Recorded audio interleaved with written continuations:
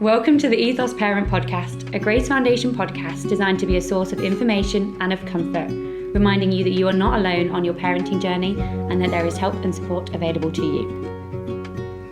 My name's Grace. I work as part of the central team at Grace Foundation, and I'm really excited today to have Justine and Phil here with us to talk about transitioning from primary school to secondary school. So I'll let you guys introduce yourself. So I'm Justine Clark, and I was the family support worker at Darlaston for 12 years.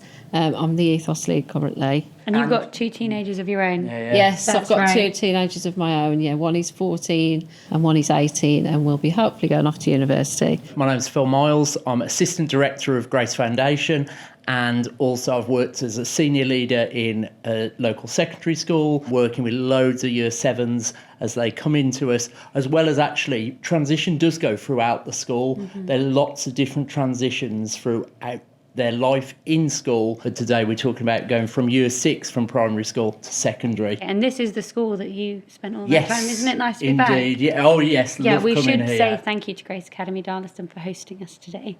Let's start off by talking about why it's an important topic. Why is it a big deal to children? It's just a huge change. It's a big step. You know, they're going from being the biggest at school to being the smallest or the youngest at school, which is a big change. Probably very confident somewhere that they've been for their whole, life as they remember it. And they know the staff and they know the students and the parents. And that's a huge change then to go. Some of them may be going somewhere where they're the only one and they're not going anywhere with their friends. So that can add another challenge. In some schools, the actual 1 year group, say your year 7 in a secondary school, is bigger than the whole of the primary school. So there's just the difference in size, difference in building. Yeah, you're seeing suddenly people who are like double the size of you. Often the secondary school's further away from where you are, so that's a big change. In primary school, you usually have for the whole year the same teacher for most of the lessons, while in secondary it tends to be where you have basically loads of different teachers for the whole time. So you won't have somebody who knows all the things about you as your class teacher would do in primary school. So some big changes there. It's a lot of independence as well, isn't it? And you talked about if school's further away, you might be getting a bus to school for the first time, travelling to school, and then moving around in school on your own, changing classrooms when you've always been with your group before. And I think sometimes that's a bigger challenge for the parent. Sometimes their kids are kind of raring to go and they're really looking forward to walking to school with their friend, and the parents thinking, they've not been out on their own yet. And that'll vary from family to family. And especially if it's your first, isn't it, or your first at a particular school, that's often different because you as a parent are trying to get your head round, well, what does this mean for me? When do I have to pick up? When do I have to drop off? Or when will my child come back? All those sort of things. And again, it's just a lot of the unknown sometimes. But the key is that you get, whenever we've had kids here go, oh, it's so big, and parents going, I don't know how they'll find the way around. They do in the end. It just, again, the first couple of days or first couple of weeks can seem really odd. Most schools will be totally aware that it's new, totally aware of some of the changes, and they'll be doing their best to make a child settle. You'll always get a child who thinks like they're 30 seconds late and they're going to get a detention. But we know with year 7 kids at the start that's going to happen. And a good primary school will really help, like even before year 6, but help with that transition. So maybe even speak to your year 6 teachers about what do they do to help with transition, because that's really key. Starting at the beginning then, somebody who is maybe choosing a secondary school, shall we do some top tips, things that we'd be looking out for? Yeah, I think the key with this is some places there are quite a lot of secondary schools and you do have a bit of choice. However, there are some places don't have much choice at all. It'll just be, here's where you've got to go. So firstly, find out about your area, find out what's the choice, what's the local authority, what are the rules, especially if maybe you live slightly over the border from one local authority but you want your child to go to another school. Find out what you need to do. make sure you find out deadlines, because so often I've heard parents go, we wanted to come to your school, but we forgot to fill in the form. Find out what the deadlines are. They're usually at the end of October, but find out what your area's like. And the primary school should be reminding them in year 6 as well when they've got to have those forms. Those applications. And they have to be done online. Don't wait for a form to come through your door. And with it, it's, if you've got a choice of schools, find out about them. They should be doing open evenings, should let you have a look round. If you can't make an open evening, but you can go in the daytime. But try and find out as much as possible, and speak to parents who go to the school. What do most people say? What are the things that you need to know?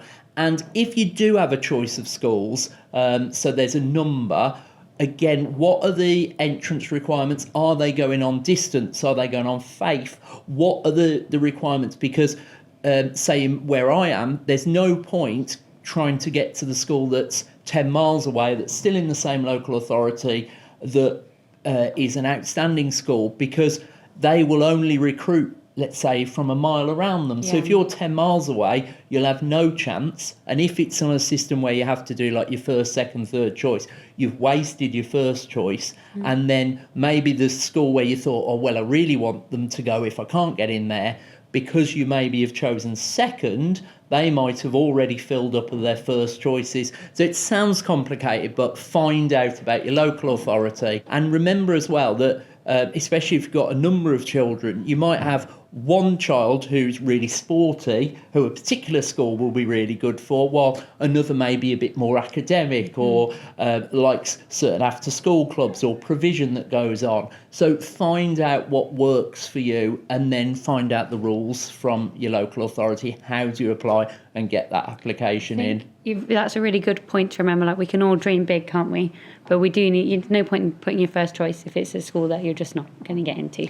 Yeah, and I think when you're looking at schools and you're thinking they're not my preferred choices, it's really important to go and have a look round, because you might get a completely different feel from what you're reading on paper or from what another parent tells you. I think you've got to make your own choices. And most local authorities will have a team who are used to so if someone's like, I'm really worried about this, they'll used to be able to explain what the actual options are there. And we haven't mentioned Ofsted, which sometimes is a word that drives fear into the heart of school staff, but that gives you an idea about a school. But again, I know many people who've maybe been a bit worried, they've read an Ofsted report, but then spoken to parents who've gone, look, that school is absolutely amazing. Or, maybe a couple of years ago when the report was written, the school was like this, but they're really good now. So try and find as much info as possible. I think also what you remember is that Ofsted are looking for different things sometimes than parents are looking for.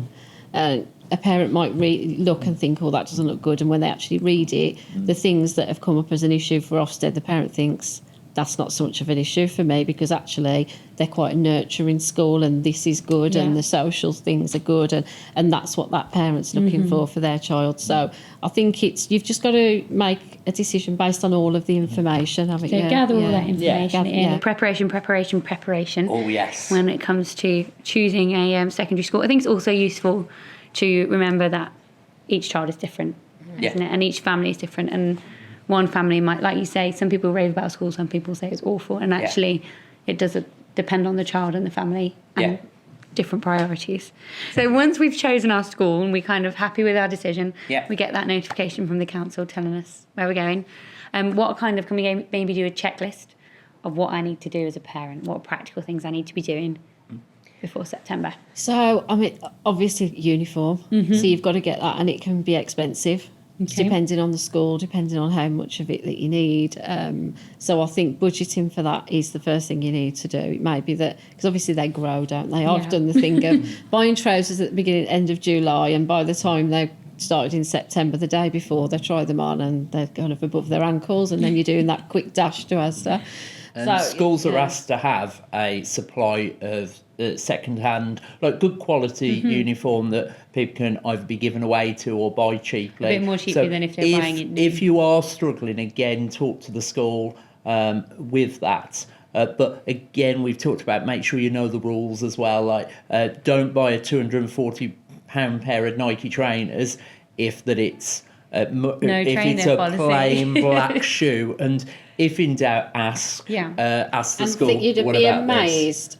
how many really good quality, expensive coats are left. And most schools will give you an information pack with most of this stuff in. So have a look through. Quite a lot will do a welcome evening and even a transition day or a couple of days for the children. So try and get to those. Whatever they're putting on, try and get involved, because they'll usually be able to answer those questions and go through things. My biggest top tip with uniform is don't leave it till the last minute. You would be amazed at the uniform shop, the amount of times the day before they're going to start, there's a queue all the way up the high street. And of course, then they can't get what they need. And you've got no time to go and get the right size. The other thing with uniform is know what stuff do you have to have, like with a school badge on, a school crest, you have to buy from the school, and what stuff can you get elsewhere. But the one thing is about having spare clothes. Not necessarily all the time, but with the girls particularly sometimes, because obviously with periods. And that can be a big source of anxiety as well for them, especially if they think it's going to happen. That's something that really could happen in year 7, year 8, year 9 even. So it's about talking with your child, making sure that they're really prepared for that. So if it happens, they know what to do. But also just as well to let people know that schools do get free period things from the government. So I order those in. We have them in all the toilets, and they probably do something similar in other schools, I would imagine. And what about, like, you talked about being independent in school? Getting to school's quite a big one, because finding that out, again, not like doing it the day before, but practicing the route. Are you walking with your child? Are you driving them there? Are they getting a bus, train, tram, Public whatever it transport, is, their bike? Do they know about safety? Are they aware of some of the things on the route? Do they know what to do if there's an issue? What do they do in emergency? What do they do if they're worried about something? Those sorts of things. Do they know when to cross the road, etc.? As a parent then, we've thought about like getting your child ready for that transition. As a parent, how different is secondary school to the relationship with a secondary school versus the relationship to a primary school? Hugely different, really, because when you're in primary school, you know their teacher, parents' evening, they have one teacher, so you know the teacher, you know their friends, you know their friends' parents because they pick them up, or they go to parties, or, you know, they go and play at the house. So everything's just very familiar. And you have lots of opportunities to go inside the school and kind of see what it's like. Whereas when you come to secondary, other than knowing maybe their form teacher's name and the head of year, you might be struggling then after that to think, who is it that I need to speak to? You may have been used to your primary school teacher sending an email at the end of the day saying what's been learnt, or the email at the end of the week, because they've got a class of 28, 30. Most teachers in a day have probably seen 130 kids, maybe more. So sometimes it's expectations, and it's knowing who the key contact points are. And if you have got an issue, what do you do? What's the best way of communicating? And some of it as well is knowing when to get involved and when not to. It'd be tricky to know that point. There is a line, and I've got it wrong several times. So, you know, generally from the way that I don't want to try to get too involved, I want them to kind of try and sort things out themselves. And there was one occasion when I left it far too long, and I should have got in there sooner. But then there are other times where if I just give them the opportunity, they actually can do it for themselves. It's part of that growing up, isn't it? Letting them go and letting them deal with that. They have to face problems on their own. And also sometimes they don't want you to. They actually don't want you to get involved sometimes. They say, don't phone the school, don't phone the school. So I say, okay, well, we need to talk about to see what you're going to do then. So then it's I'm not going to take action, you're going to take action. What are you going to do? And then you follow up with them to say, so did you do that? What happened? Because you're then supporting your child to sort out that problem. And empowering them. Schools don't get it right all the time, and schools will admit that, but most schools will want to make it right. And I think it's a good point now to just mention that Scripps Union do a little guide. You can get it online called It's Your Move. And it's just a little booklet. It's got some activities in, but it goes through a lot of the sort of things we say today. We haven't even covered things like tying a tie or shoelaces or stuff like that will may be different in secondary. So as much as you can prepare, but it's your move. It comes from a Christian perspective, but I know many people who've got no faith at all or from a different faith has read it and gone, wow, that's been really brilliant. And you can get that, as I say, online. We will definitely link that and put that at the bottom, so we're ready to go on that one. Good idea. One other thing I wanted to just touch on, like I think you mentioned earlier, Justine, some children will go up with their whole class and they'll have loads of friends. Some children will be the only one moving up to a high school, and there might be a particular anxiety, whether it's with the parent or with the child, around making new friends. Yes. You got any tips or ideas for how you can encourage a child in making friendships at school? So we help with that as well, because we have, at the school I work at, we have like a 1s and 2s afternoon. Okay. So where any child that's coming up from their school with just them or one other gets invited into school for kind of an afternoon. And is that before September, before they start? That's before their transition days that they have in July. Brilliant. So they get that as an extra. So when they're coming in for those transition days, Yes, they already know somebody else. That's They've really already helpful. They already know someone else. They already know some staff. Lunchtime clubs, drop-ins where we've had loads of people in this very room get to know other people by playing Jenga or doing a craft or things like that. So most secondary schools, even if they don't have a Grace Foundation team in, will have something going on. Some kind of lunchtime or different spaces you can go to. I think like lunchtime, like that would be quite scary. You don't know anybody in your lessons, and then you have to choose where you're going to sit at lunch. But knowing that there's a space to drop in. Use what the school has. And reminding your child that they're in the same boat as everyone else. Yeah. You know, they don't know anybody, but there'll be lots of others that don't know anyone too. It is a good point, though, that even if they go to a school where all of their friends are supposedly going, my son went to the school where everyone was going, but actually he was put in a different half of the year to a lot of his friends. So he kind of felt on his own and isolated. Most schools will do their best to make sure there's somebody people can connect with. But again, some of it, as Justine says, is life. I think some of the time as well, when they find out their form, I've seen lots of tears about that they're in a different form. And it's just them remembering you're only actually in your form for a really small part of your day. Yeah. And actually, once you get into your lessons, you might end up being in the same classes of some people that, you know, all day. One thing we haven't said, I've just remembered about breaks and lunches, know about what they're doing about food, because there's so many things it could be. Is it packed lunch? Where do they go? Is there a hut outside they get their food from? Do they have to go to the canteen? Do they have to go to another place? How much does it cost?